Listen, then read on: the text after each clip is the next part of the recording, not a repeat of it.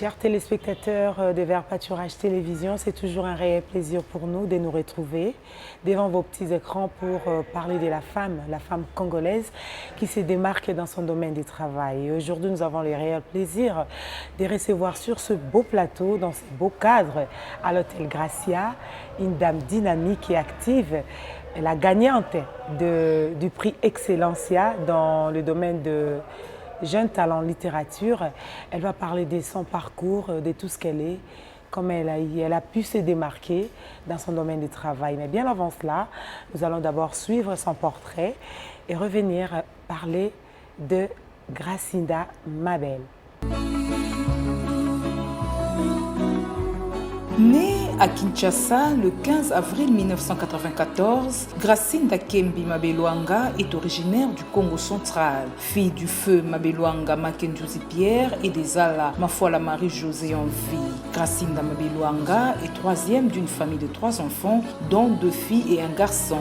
Gracinda Mabelwanga fait ses études primaires au complexe scolaire Cardinal Malula et secondaire au lycée Motema Mpiko. Licenciée en droit de l'Université catholique du Congo, elle fut également présidente de la dynamique femme à l'université catholique. Passionnée de l'écriture et de la lecture, Gracinda Mabelwanga est la première gagnante du concours Excellencia littérature jeune talent de la fondation Denis Nyakeru.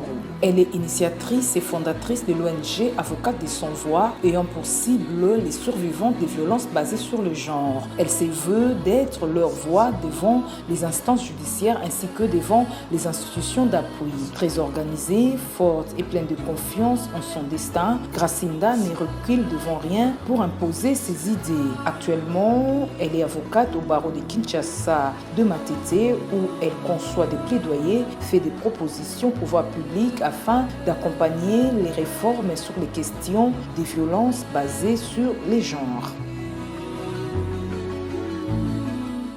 Merci beaucoup. Vous avez suivi là le portrait de Mabelwanga. Là, c'était pour les intimes. Hein? Voilà, donc allez-y comprendre, elle est là. Bienvenue dans notre plateau. Merci. Notre plateau. Vous êtes la première invitée sur ce plateau, sur ces beaux cadres de Hôtel Gracia. Nous sommes sur l'avenue Bandal, quartier Bissengo. C'est vraiment un bon cadre, un restaurant, tout est là. Et je crois que tout au long de cette émission, nous allons en parler peut-être qu'à la fin. Mais nous allons d'abord parler de l'invité. Comment vous vous sentez? Oui, ça va bien, merci. Je suis contente d'être l'invitée de ce jour. Et je commence d'abord par vous remercier, toute l'équipe technique, Madame Cosette et les autres, pour cette marque de considération envers ma personne. Jeune et ambitieuse, pourquoi? Jeune et ambitieuse, pourquoi? Parce que je suis ambitieuse. Non, parce que je suis une femme qui croit que l'avenir est au féminin. Et je me donne des moyens et je mets tout en avant pour pouvoir me démarquer et pouvoir être un modèle pour les générations futures. Ça, c'est intéressant. Alors, vous parlez de la génération un modèle. Vous êtes sur le plateau de l'émission Exceptionnelle. Donc, vous êtes déjà exceptionnelle. Dites-nous alors, qu'attendez-vous par une femme exceptionnelle? Ce que je peux dire d'une femme exceptionnelle, c'est une femme qui se démarque, qui excelle, peu importe son domaine.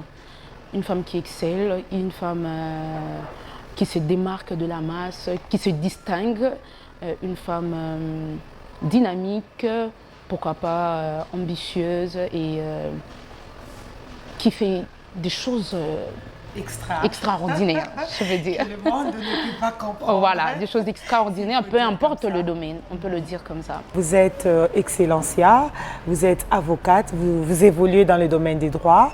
Vous êtes aussi fondatrice d'une ONG, l'Avocate des Sans Voix. Pourquoi ces choix?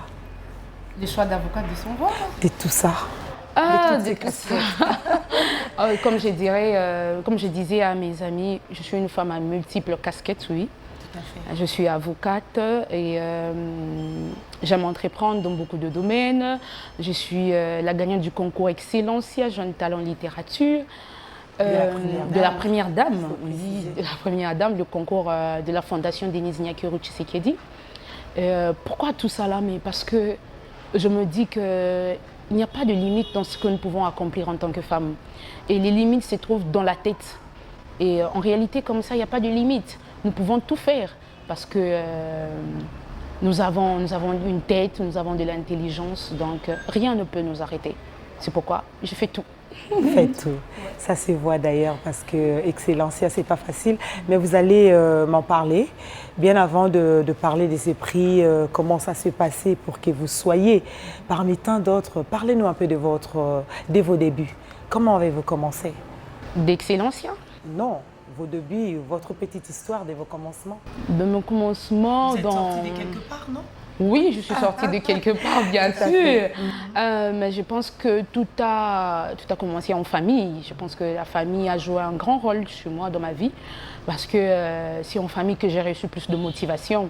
Déjà qu'avant de faire quelque chose, avant d'entreprendre dans n'importe quel domaine, je reviens envers ma famille, auprès de ma famille, pour leur poser des questions, pour savoir, tiens, ce que je vais faire, comment vous trouvez. Et la famille a été pour moi, est toujours pour moi, quelque chose de boost. La famille m'a toujours boosté et tout. Et je trouve que tout a commencé depuis l'école primaire. Parce que moi, j'ai fait l'école primaire à Limité à l'époque. J'habitais très loin, je n'habitais même pas à Limité, même pas les environs. Mais ma mère me laissait seule. Elle me disait que je peux tout faire seule. Je pense que tout a commencé là. Parce qu'elle me faisait déjà nombreuse. Non, je ne suis pas dans une famille nombreuse. Je suis cadette d'une famille de 3 enfants. Mais très jeune déjà, on me laissait des responsabilités. Pourtant, je suis la plus jeune, mais on me laissait des responsabilités, genre, quand maman voyage, on te laisse de l'argent, c'est toi qui vas gérer. Et ces genres de choses-là ont éveillé quelque chose en moi. Il y a un proverbe qui dit aux âmes bien nées, la valeur n'a pas. Voilà, exactement. Et les parents ont vite compris qu'il y avait quelque chose en moi. Fallait déjà booster quelque voilà, chose. On m'a boosté déjà depuis que j'étais trop jeune. On me laissait déjà aller à fréquenter une école qui était très loin de la maison. Et j'allais seule, c'était exceptionnel. Les gens s'étaient posé la question, mais comment est-ce qu'une petite fille comme ça pouvait les laisser aller seule à l'école et puis on lui laisse l'argent pour gérer son transport, gérer à manger et tout. Mais comment vous faites?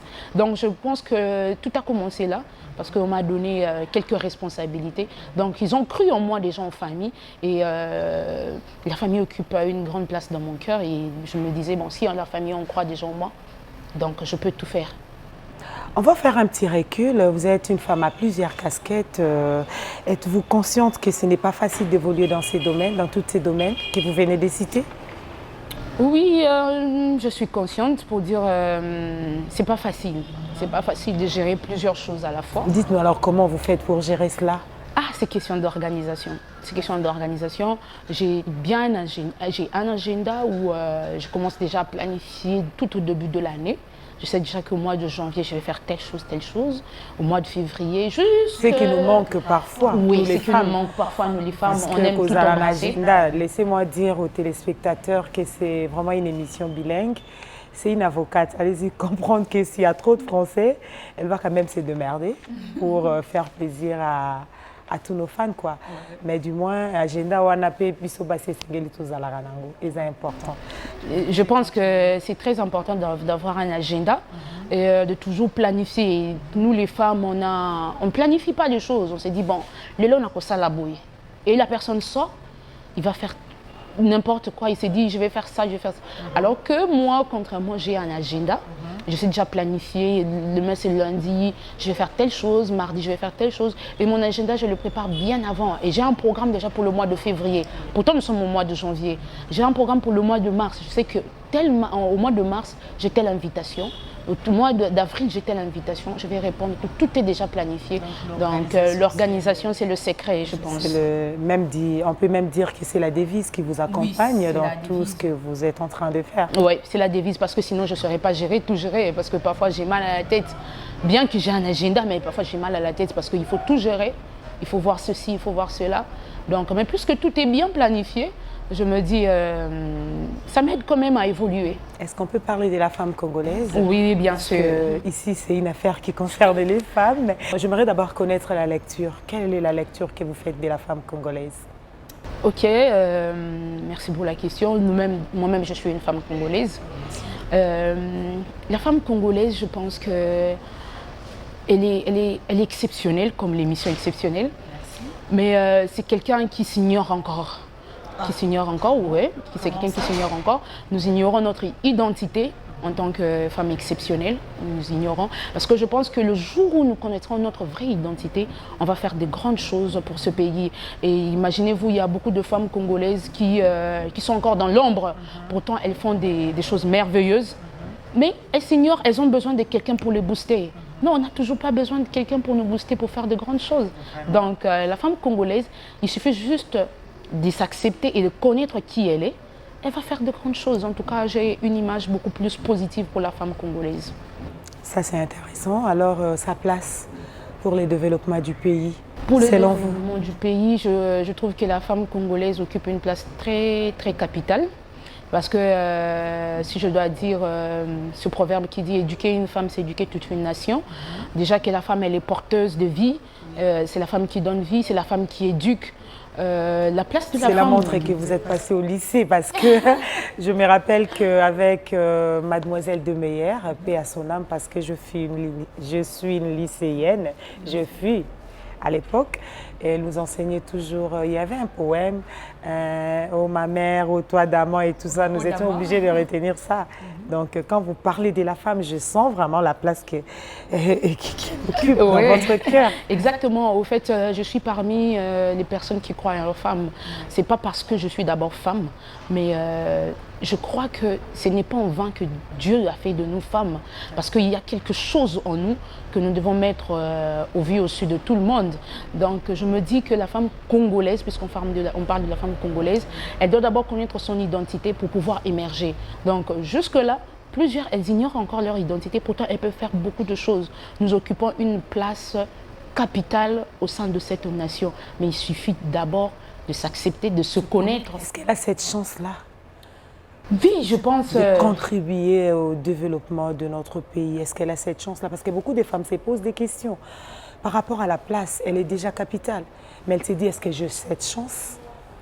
Pensez-vous que la femme congolaise a cette chance-là de s'y mettre pour le développement de son pays, son avancement? Oui, oui, je pense que la femme congolaise a cette chance-là. Parce qu'aujourd'hui, même au niveau des institutions du pays, même avec le président de la République et tous les restes, le gouvernement, nous voyons combien on donne la place à la femme. Donc, n'attendons pas seulement des postes comme vous, par exemple, politiques.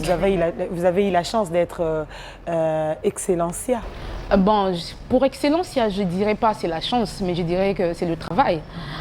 J'ai beaucoup bossé, j'ai payé des livres pour pouvoir lire, approfondir encore mes connaissances, pour pouvoir écrire. Ça nous manque. Oui, ça nous manque. Nous, on préfère payer les vêtements. Oui, je ne dirais pas que moi je ne paye pas les vêtements, je paye des vêtements.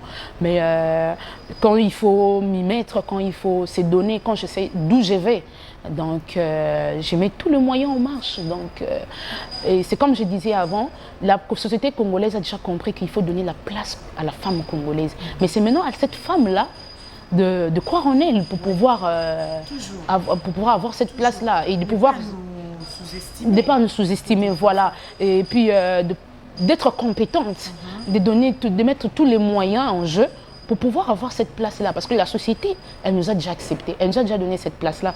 La preuve en est qu'on occupe des places maintenant au niveau du gouvernement et tout. Et ça évolue chaque année. Chaque année, on a un pourcentage beaucoup plus avancé pour la place de la femme au sein du gouvernement ou au niveau des institutions du pays. Donc c'est à nous maintenant de nous donner encore beaucoup plus de chances, bon, de nous mettre encore beaucoup plus de moyens, de travailler dur et d'être beaucoup plus encore compétente pour pouvoir occuper maintenant cette place-là. Autant d'engagement, autant d'ambition, pensez-vous que le mariage n'est pas un blocage? Non, je ne pense pas que le mariage est un blocage. Vous savez, c'est la société qui veut mettre en nous des blocages. C'est la société congolaise, la société africaine qui veut mettre en nous des blocages en disant les femmes qui ont beaucoup étudié, les femmes qui ont beaucoup d'ambition ne peuvent pas se marier. Non, non, elles peuvent se détrompez-vous. Mais les S nous lient parfois, nous aident pas à avancer. Bon, c'est la société, hein, je pense que... La femme doit rester à la maison, la femme doit être là pour le travail ménager, la femme. Ben, la femme, je refuse pas parce que moi, les femmes qui sont des ménagères, elles font aussi du travail à la maison. Mais certains d'entre nous disent que non, je préfère rester à la maison. Bon. La femme doit être soumise. Hein. Non. Je dois attendre mon mari, c'est lui qui va donner l'argent pour les enfants, pour la scolarisation, pour beaucoup de choses. Le travail de la femme n'empêche pas la soumission. Il y a des femmes qui travaillent. À cette femme-là qui est à la maison. Oui, je parle aux femmes qui sont à la maison et même aux femmes qui vont au boulot. Le travail de la femme n'empêche pas la soumission. Moi, je connais bien des femmes qui travaillent, elles sont des chefs d'entreprise, mais qui sont soumises à leur mari. Mais la Bible dit, mari, aimez vos femmes et femmes, soyez soumises. Tout commence par l'amour. Quand un mari aime sa femme, je ne vois pas en quoi est-ce que la soumission va empêcher. Là, je crois qu'il y a une émission chez nous, Bisso Katina Liba. Là. Ah, ok. Maman Sophia pourrait mieux placée. Oui. Donc, moi, je trouve que le travail de la femme n'empêche pas la soumission. Il suffit juste de connaître quelle est sa place. Et puis, il y a ces hommes-là qui encouragent leurs femmes à travailler. Et ils savent que non, ma femme travaille. Elle ramène quelque chose à la maison. Rien n'empêche à ce qu'elle soit soumise pour le foyer. Donc, ce sont des idées qui doivent évoluer. La société est en train d'évoluer. Nous-mêmes aussi, dans notre manière de penser, on doit aussi évoluer. C'est un peu ça. Et quelque part, vous avez parlé du déséquilibre. On dit souvent que la femme congolaise, la gente féminine congolaise, présente un déséquilibre parce qu'elle n'a pas d'identité. Selon vous, que pensez-vous de cette façon de voir les choses? Bon, le déséquilibre, je pense que ça se crée du moment où on essaye de copier n'importe quoi. C'est là que maintenant qu'apparaît le déséquilibre. Parce que aujourd'hui, avec les réseaux sociaux, avec tout ce que nous voyons, avec l'Internet, tout ça là, la femme congolaise est en train de perdre son identité parce qu'elle va faire du copier-coller. Et là, c'est Elle va... Non. Bon, il y a un côté positif, il y a aussi un côté négatif. Lorsqu'on va pour copier le bon côté des choses, pour faire évoluer notre société, je trouve que c'est bon. Mais lorsqu'on va pour copier des bobards, des bêtises, pour venir le mettre dans notre société congolaise, on perd carrément notre identité. Racinda nous a fait comprendre, donc il ne faut même pas aller loin. Donc là, j'ai compris et je crois qu'il y a nos exceptionnels qui nous suivent à la maison à travers Vert Pâturage Télévision. Ils ont compris les messages. Alors, vous êtes ce que vous êtes aujourd'hui, Gracinda, une star, un modèle pour la femme congolaise. Dis-moi un peu. Et sur quoi repose votre secret des réussites? Ben, je dirais pas encore, je ne suis pas encore une star. Non, je dirais pas encore une star. Parce qu'être déjà sur ce plateau d'exceptionnel, c'est pas mince affaire. Ok, merci. Merci de faire de moi une star exceptionnelle. Ok, si je dois répondre à cette question, le secret de la réussite, là vous voyez Gracinda, mais derrière Gracinda, il y a un grand Dieu. Donc j'ai un secret, c'est la prière. Je sors, je suis là en talent, au talent, je parle en public et tout, mais mon secret, c'est la prière. Et je suis une femme chrétienne, donc avant de faire toute chose, avant de commencer un projet, je commence d'abord par la prière. Je commence d'abord par demander à mon Dieu. J'attends d'abord le go des dieux avant de me lancer dans n'importe quelle chose. En public, vous vous exprimez devant les grandes personnes. Alors, côté végétarien, comment gérez-vous cela? Vous n'avez pas honte, vous ne tremblez pas et tout ça? Parce que dans les images, quelque part, on a vu, vous êtes avec le président de la République. Et cette opportunité-là, être à côté du président. Je me rappelle à l'époque, vous êtes devant un président, il vous demande. On nous disait souvent, un petit enfant lui demande, tu veux quoi? Qu'est-ce que tu veux qu'on fasse pour toi? Achète-moi un pain. Vous vous souvenez encore de cette histoire? Oui, je connais l'histoire. Vous êtes à côté du président. Et comment gérez-vous ces végétariens? Bon, bon, c'est trop pas... Je reste la même personne, je dirais. Je reste la même personne. Ça n'a rien changé en moi. Ça n'a rien changé en moi. Je suis passée par la table ronde qu'a organisé le cabinet du chef de l'État. J'ai pris des photos et tout. C'était l'honneur, c'est tout le monde. J'avais des yeux sur moi. Mais ça n'a rien changé en moi. Je me dis, ce n'est que le début d'une très belle aventure. C'est une très belle aventure et je reste moi. C'est tout le monde qui me voit. Oh, Gracinda, tu étais là avec le président. Ah oui, c'était moi, mais je reste moi. Je reste la même Gracinda qu'on connaît et je n'ai rien changé. Donc j'essaye de gérer, parfois avec des gens que je ne connais pas en route, qui vous saluent. J'essaye d'être moi, de garder le sourire même quand je ne connais pas la personne. Mais vous évoluez aussi dans les domaines de l'entrepreneuriat? Parce que je sache, votre métier interdit de mélanger, de rester comme vous êtes. Mais moi, je ne vais pas entrer, je ne vais pas trop développer ça, mais je voulais juste, à travers ces domaines que vous exercez souvent, que vous me dites un peu comment vous faites, parce que ce n'est pas facile, c'est une difficulté en termes de finances dans ces domaines. Comment les gens doivent, en fait, les femmes qui exercent ces domaines, comment doivent-elles s'y mettre pour essayer un peu de s'en sortir? Ok, je dirais, avant d'aller dans l'avocature, j'ai commencé par l'entrepreneuriat parce que je devais servir de modèle. Comme on dit en prêche par exemple, j'étais à la Dynamique Femmes UCC et je ne cessais de dire aux femmes qu'il faut entreprendre, il faut être autonome. J'ai parlé trop de l'autonomisation de la jeune fille congolaise, alors il fallait être un modèle pour mieux prêcher. Alors j'ai commencé par l'entrepreneuriat, j'ai créé une entreprise qui s'appelle Nappy Girls. C'est en anglais, mais c'est pour les natural and happy, donc les femmes qui sont au naturel et qui sont joyeuses. Et parce que là, je voulais garder d'abord l'identité africaine. Je voulais qu'on s'accepte en tant que femme, en tant qu'africaine et tout. Et, mais aussi, je voulais être un modèle pour les autres femmes congolaises. C'est pourquoi j'avais créé cette entreprise-là. Et après, j'ai dû laisser parce que ça ne me permet pas de gérer avec l'avocature, du moment où notre métier de l'avocature interdit d'exercer le commerce.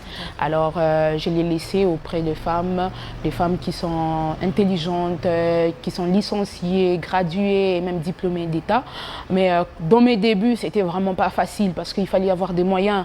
Aujourd'hui, au Congo, quand on voit une femme entreprendre, on se dit il y a un homme derrière.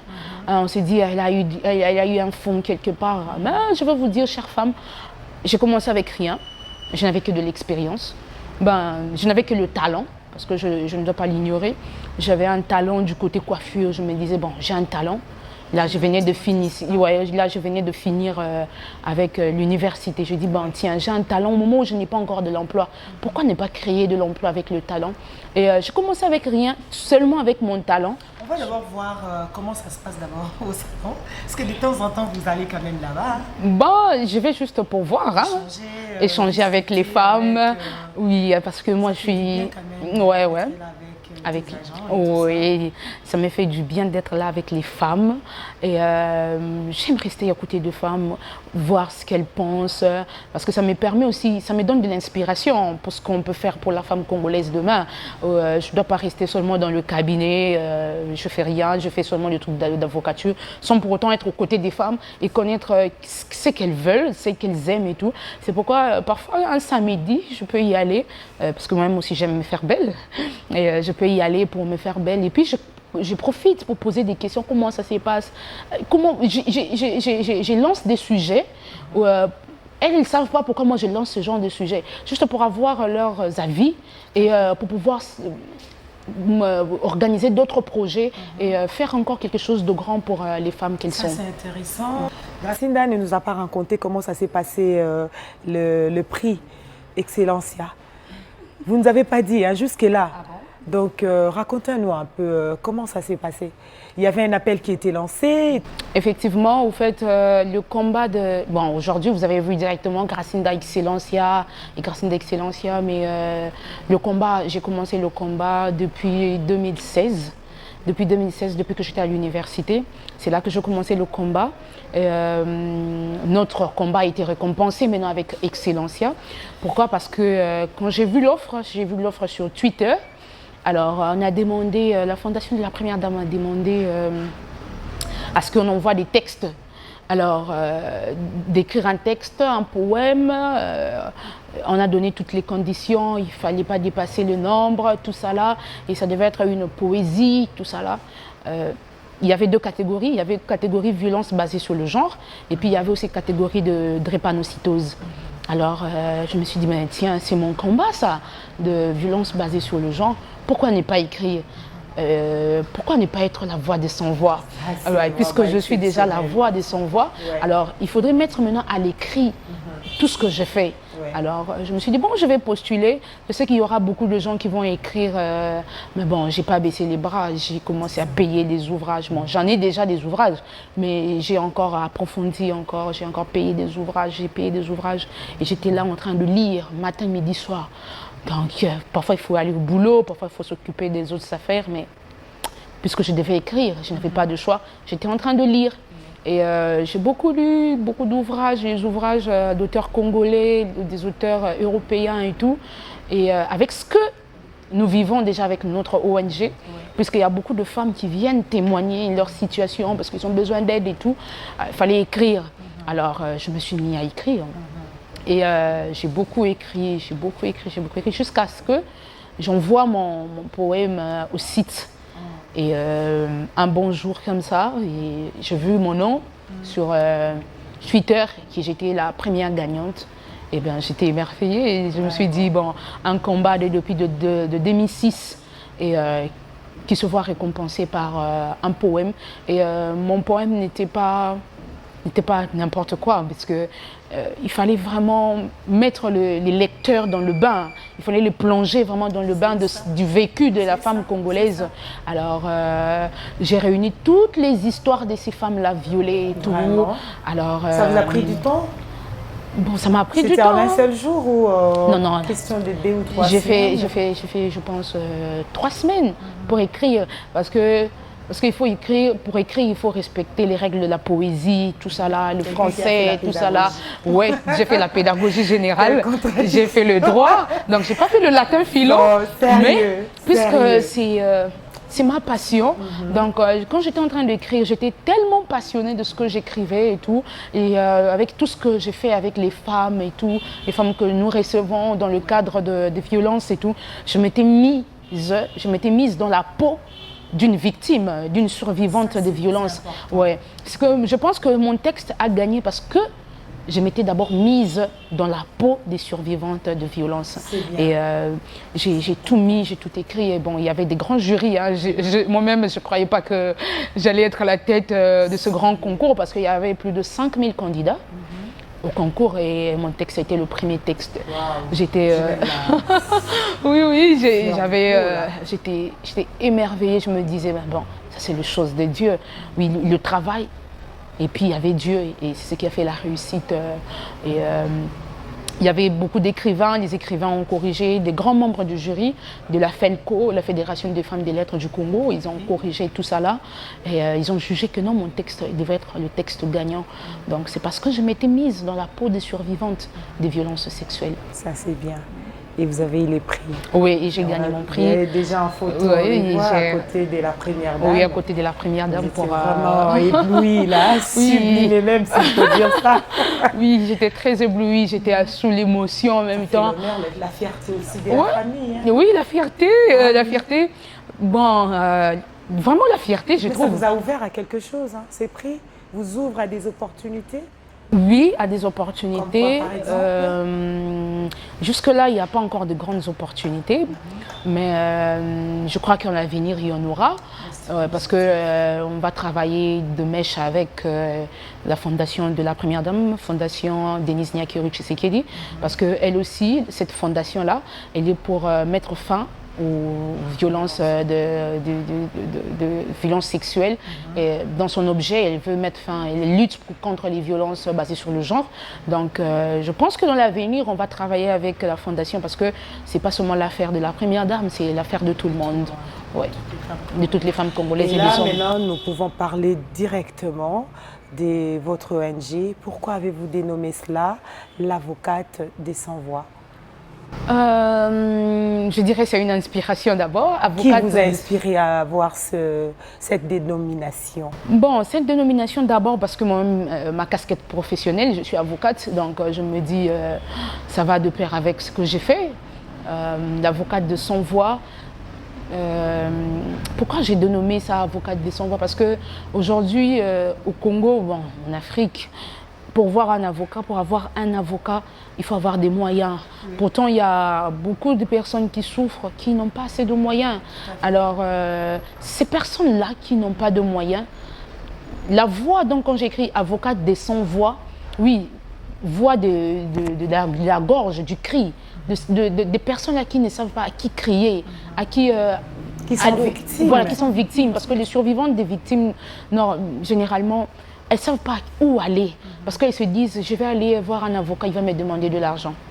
Alors nous autres, par contre, notre ONG, on ne demande pas de l'argent à ces victimes de violences parce que nous voulons aider ces victimes-là de violences. Alors on veut être leur voix auprès des institutions. C'est pourquoi même vous avez vu, j'étais en train de lire les discours devant la table ronde du chef de l'État, la table ronde qu'a organisé le cabinet du chef de l'État. Donc je suis allée être la voix des sans-voix. Je suis allée être cette avocate-là des victimes, des survivantes de violences sexuelles. Et c'est quoi l'objectif ciblé? Bon, on a plusieurs objectifs, mais si je dois dire en bref... Par rapport aux violences, je ne sais pas si vous ciblez seulement les violences faites à la femme, il y a aussi les violences conjugales. Les violences sont partout. Bon, quand je dis victime de violences basées sur le genre, je vois et les violences conjugales et les violences sexuelles. Donc tout ça là, ça entre dans cette catégorie. L'objectif, c'est de défendre ces femmes-là, ces victimes, les survivantes de violences, les défendre auprès des instances judiciaires parce qu'elles ne savent pas à qui aller. Parce que pour elles, quand ils vont aller auprès des juridictions compétentes, elles n'ont pas d'argent qui va les aider à payer des frais de justice et tout.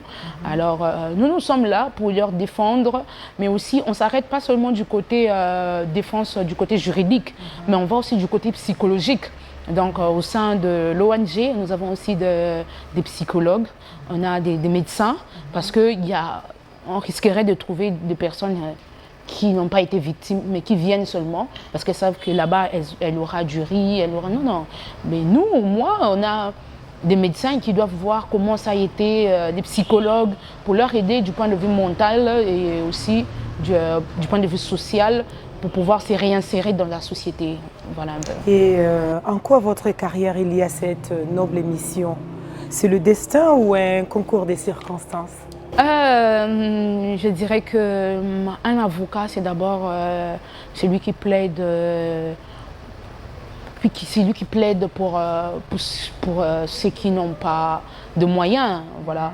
D'abord, c'est le côté avocature. Donc, déjà, quand on est avocat, même sans argent, on arrive aussi à écouter. Parce qu'on est aussi conseillé avant d'abord d'aller défendre. Donc, je dirais que c'est pas seulement les destins. En quelque sorte, c'est... les concours des circonstances? Non, pas le concours des circonstances. C'est quoi, parce alors? que ça n'a rien à voir même avec ma vie. Donc, même pas les circonstances. Je dirais, j'ai le côté humain là, le côté d'aide, aider les démunis, pouvoir aider ceux qui sont dans le besoin. Je crois que c'est le côté humain là, le côté qui a beaucoup plus fait pour que je puisse me lancer. Bien que je suis avocate, oui, une avocate ou un avocat est appelé déjà à défendre les personnes dans la société, mais aussi le côté humain a joué son rôle, oui, a joué son rôle pour aider celles qui sont dans les difficultés. Donc c'est inné, vous êtes né comme ça, vous ne pouvez pas faire autre chose. Oui, hein. je peux pas faire autre chose. Et vous avez hérité ça de qui? De votre papa, votre maman? Je dirais que j'ai hérité ce côté-là de tous les deux. Moi, je trouve que ça vient de votre province. Hein. On dit souvent que les gens du Congo central, il ne faut pas m'en vouloir. Hein, les autres tribus, là, ils sont un peu du genre à aider. Ouais, hein, c'est ça. C'est un peu quelque chose du genre. Oui, hein. je dirais ça aussi. Mais je l'ai hérité aussi du côté de ma mère. Parce qu'elle, même quand elle n'a rien, elle aime aider. Même si vous êtes contre, elle s'en fout. Hein. Elle va aider. Bon, je l'ai hérité de son côté. Et qu'avez-vous déjà réalisé des grands sur le terrain? Mais vous pouvez quand même nous dire hein, quelque chose des grands que vous avez fait jusque-là. Ok, on a aidé les victimes, comme je disais, à être réinsérées dans la société. Parce que vous savez, vous et moi, on n'a pas peut-être subi ces violences, mais chaque jour, dans des foyers, comme dans des milieux reculés, ou même en ville, partout, à Kinshasa comme dans les provinces, il y a toujours des victimes de violences. Alors, pour notre part, on a déjà aidé du point de vue médical, parce que du côté médical, il y a les victimes, les survivantes des victimes, après avoir subi le viol, elles subissent un traumatisme. Donc il faut avoir du temps, il faut parler avec elles, tout ça là. Donc si je dois dire quelque chose, on a aidé du côté psychologique parce que c'est pas facile, après avoir subi un viol, de se réinsérer facilement dans la société. Parce qu'on a comme si on avait une indexation, on avait tous les doigts devant nous pour dire c'est elle qui a subi les viols, c'est elle. Donc ça, ce côté-là, on se trouve renfermé, on se trouve, on a peur de s'ouvrir. Alors que ces femmes-là, elles peuvent faire beaucoup de choses dans la société, mais du moment où elle a subi les viols, elle ne sait plus donner le meilleur d'elle-même. Alors nous, de notre côté, on a suivi et du côté médical, et du côté juridique, mais aussi du côté sociétal. Donc tout ce domaine-là. C'est intéressant. Gracinda, je bouge un peu parce que je vois que votre parcours me semble prometteur, s'il faut dire comme ça. Et avez-vous des ambitions politiques, hein? Avez-vous des ambitions politiques? Le temps nous les dira. Le temps nous le dira. Vous savez, vous pouvez ne pas aller en politique, vous allez faire de grandes actions pour ce pays. Pour faire de grandes actions pour ce pays, il ne suffit pas seulement d'aller en politique. Donc les gens croient que comme Gracinda fait ce genre d'actions, c'est parce qu'elle a des ambitions politiques. Mais bon, on ne sait pas ce que le temps va nous révéler. Pour faire la politique, on doit avoir peut-être, je peux dire, un grand nombre de personnes qui veulent que vous ayez les représenter auprès des institutions. Mais s'il y a des personnes qui décident pour que j'aille les représenter, je voudrais bien, je ne vais pas refuser. Mais pour faire des grandes actions dans ce pays, il ne suffit pas seulement d'avoir des ambitions politiques. Donc on peut faire des grandes choses dans ce pays sans pour autant être politicien. Mais bon, je me dis, si plus tard, il y a des gens qui me choisissent pour que j'aille les représenter, ils se disent, c'est enfoui, là, quelque part. Non, mais non, je dis pas les chercher. Non. Jusque-là, il n'y en a pas. Jusque-là, il n'y en a pas, mais l'avenir nous le dira. Le temps nous le dira. S'il y a un peuple, une catégorie de personnes qui veulent que je sois, puisque là, je suis l'avocate de sans voix. Quelques difficultés dans votre ONG, quelques avantages depuis qu'il y a eu lancement? Jusque-là, je dirais Ça même fait déjà que... combien de temps? Bon, l'ONG, elle est récente. Mais il n'y a pas de difficultés jusque-là? Bon, il y a des difficultés, il y a vraiment des difficultés. Je pense que ce qui m'a poussée aussi, l'une de mes motivations pour rédiger le texte, pour faire entendre ma voix et rencontrer les grandes personnalités du pays, c'était parce que je ne savais pas par où rentrer. Parce que quand vous avez audience avec quelqu'un, vous voulez voir une personne pour parler de ce genre de choses. Mais qui va vous faire entrer? Des difficultés, c'est qu'on a du mal à rencontrer des personnes qui peuvent nous aider à faire évoluer les choses. Ça, c'est ça la plus grande difficulté. Les gens ont vu, j'ai gagné le chèque et tout, mais tout est allé dans l'ONG. Parce que l'objectif était non pas de gagner cet argent pour moi-même, non, c'était pas pour moi, mais c'était pour aider ces femmes-là. C'est pour ça que je suis allée faire même ce concours-là, parce que je me disais... On va parler des moyens, parce que nous allons lentement et sûrement vers la fin, mais quelques temps nous est donné par le réalisateur. Alors, les moyens, d'où proviennent les moyens que vous mettez à votre disposition pour atteindre vos objectifs? On dit que tous les moyens sont bons, hein. Tous les moyens sont bons, pas les mauvais moyens quand même. Moi, je suis quelqu'un qui a des valeurs et tout, mais bon, j'essaye d'écrire comme à Excellence, j'essaye d'écrire pour gagner plus d'audience avec les personnalités de ce pays. Gracinda plaire aussi? Oui, ça m'arrive de pleurer. Parce que vous êtes une femme forte. Je suis une femme forte. Si vous pleurez ou si oui, vous arrive ça m'arrive de pleurer devant mon Dieu. Lorsque je suis en train de voir des choses ne pas évoluer, donc je pleure devant mon Dieu. Avez-vous pleuré quelqu'un dans votre vie? Ah non, je pleure devant mon Dieu et quand j'ai perdu mon fait père, bien sûr, j'ai pleuré. Mais ensuite, des petits témoignages de vos camarades. Ok. Et puis on va revenir. D'accord. Suivant. Bonsoir, je vais bien parler de mademoiselle Kembi Mabelonga Gracinda. En fait, c'est une femme très courageuse, entrepreneur. Elle sait ce qu'elle veut. Elle est très organisée. Elle s'est fait toujours de plans d'organisation annuels. Et elle fait, à la fin d'année, elle fait toujours un bilan pour savoir ce qui a marché, ce qui n'a pas marché. Donc c'est une femme super. Elle s'intéresse aussi au combat justement à côté des femmes qui luttent contre les violences sexuelles, contre les violences conjugales. Voilà. Donc c'est une femme, elle sait ce qu'elle veut, elle sait ce qu'elle fait et elle le fait bien. Donc c'est ça, elle est une femme très organisée, entrepreneur, merveilleusement travailleuse, dynamique aussi. Coucou la famille, ici Maître Jean-Luc Ngouranou. En fait, je suis un grand ami à Gracinda que je connais à l'Université catholique du Congo, à la fac de droit où nous avons déclenché nos diplômes. En fait, pour la petite histoire, je ne l'ai pas connu directement en première année, mais plutôt en deuxième année. Et c'était lors de l'examen de rhétorique où il était question des procès fictifs. Et pendant qu'elle avait pris la parole comme avocate, parce qu'on était tous des avocats et des juges, pendant qu'elle avait pris la parole, j'ai été marqué par la manière dont elle parlait, avec aisance, sans frousse, avec un français impeccable. Et je me suis dit, tiens, voilà quelqu'un d'intéressant.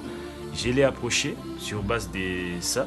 Et en l'approchant, j'ai découvert une femme au grand cœur, une femme pétrie de valeurs spirituelles, intellectuelles et morales, une femme altruiste, une femme qui pense aux autres, une femme qui considère les autres avec respect, qui ne regarde pas les autres d'en haut, qui donne à chaque être humain sa dignité et son respect mérité. Et donc c'est un esprit brillant. Et moi je lui ai toujours dit que sa place en fait c'est au Congo parce qu'elle est née, c'est en politique pardon, parce qu'elle est née pour servir les autres. Elle a ses grands cœurs qui pensent aux autres, qui ne fait pas primer ses propres intérêts. Et en faisant tout ce qu'elle fait, elle pense aussi aux autres. Donc c'est vraiment une femme, non seulement dont le Congo a besoin, mais toute l'humanité. Les témoignages, un petit mot par rapport aux témoignages. Oui, j'ai suivi, et c'est pas faux ce qu'ils ont dit, c'est pas faux. Et merci de porter cette image de moi. Et j'espère que je ne vais pas vous décevoir. Et on va parler de votre sport. Vous avez une belle allure, vous avez un beau teint. C'est quoi votre sport préféré? Du sport avec tout ce que j'ai fait. En tout cas, moi-même, parfois, je ne trouve même pas le temps pour faire le sport. Ça, je dois vous le dire. Mais ce que j'ai fait comme sport assez souvent, c'est la marche. C'est le seul sport plutôt que j'ai fait assez souvent parce que quand je prends tout le temps, toute une semaine à travailler, un dimanche, je vais marcher et tout. Et à l'époque, je faisais le basket, je jouais au basket. Vous savez, avec le lycée, au lycée, on jouait au basket et tout. Et puis, depuis un temps, j'ai perdu cette allure-là, mais il reste moi la marche. Je vais vers le boulevard Tchatchi pour marcher, pour changer un peu d'idée. Et votre fruit préféré? Le fruit préféré, c'est le mangoustan. Le mangoustan. C'est cher, hein? Oui. C'est cher, vous êtes consciente que c'est cher? Et pourquoi c'est mon fruit préféré? Parce que ce qui est rare est cher. Alors, je me dis, le mangoustan, déjà que c'est difficile pour trouver ça. Donc, c'est qu'il y a quelque chose de très bon à l'intérieur, là. Et le plus beau souvenir de votre vie? Ça c'est très vague. Ça c'est très vague. Un plus beau souvenir. Oh là là, un des plus beaux souvenirs. Qui vous a plus marqué? Un des plus beaux souvenirs, je dirais le jour où j'ai fini ma licence à l'Université catholique du Congo. Et les plus mauvais? Le plus mauvais, c'est parce que c'est le jour où j'ai perdu mon père. J'étais en première année de licence quand on m'a appris la nouvelle. Je devais arrêter les cours, c'était le plus mauvais souvenir de ma vie. Vraiment. Et quelles sont vos impressions par rapport à cette émission exceptionnelle? Je commence d'abord par féliciter l'équipe, ceux qui sont à l'extérieur, derrière la régie, c'est ça, hein? La réalisation et tout le monde, derrière tout ça là. La technique, je commence d'abord par remercier. Et puis je vous remercie aussi, Madame Couzette, parce que les femmes n'aiment pas propulser les femmes. C'est rare de voir une femme qui veut propulser la femme. Et généralement, les femmes reçoivent les hommes Et c'est rare de trouver une femme qui reçoit une femme et qui veut propulser la femme congolaise. En tout cas, c'est déjà encourageant et je vous remercie pour ça. Et la chaîne Vert Pâturage Télévision. La chaîne Vert Pâturage Télévision. Et en plus du fait d'être une chaîne chrétienne, je vois que c'est une chaîne qui propulse la femme, qui croit en la femme, parce que sinon on n'allait pas organiser cette émission. On allait faire l'émission entre hommes, discrimination et tout. C'est une chaîne plutôt qui ne met pas en avant la discrimination. Je vous souhaite bonne chance et j'ai dit merci aussi à cette chaîne de nous avoir accueillis ici. Et comment vous contactez l'ONG, l'endroit, l'adresse? Ok, l'ONG, nous sommes à Gombe, nous sommes à l'avenue du Port numéro 1. Mais bon, si la personne veut contacter, je donne souvent le numéro 084 42 70 583. Vous pouvez répéter? 084 42 70 583. L'adresse email? L'adresse email, non, mais jusque-là, vous pouvez appeler avec le numéro de téléphone. Si vous voulez, à tout moment, n'importe quelle heure, vous pouvez appeler, écrire. Nous sommes aussi sur WhatsApp.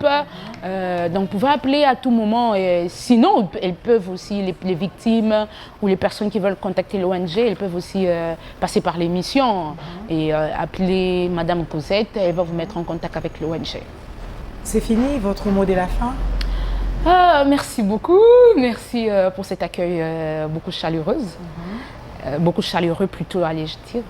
Merci pour tout, merci d'avoir suivi l'émission.